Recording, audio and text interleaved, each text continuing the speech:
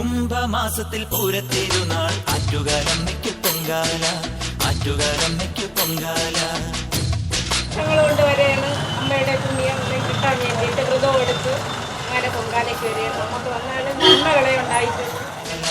ആറ്റുകാലമ്മയ്ക്ക് പൊങ്കാല, മനസാ മൺകലത്തിൽ ആറ്റുകാലമ്മയ്ക്ക് പൊങ്കാല.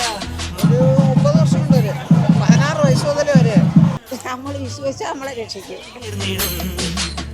പൊങ്കാലയേറ്റ് അമ്മേ കനിയണമേ, ഉള്ളം കുളിർത്തമ്മേ കനിയണമേ.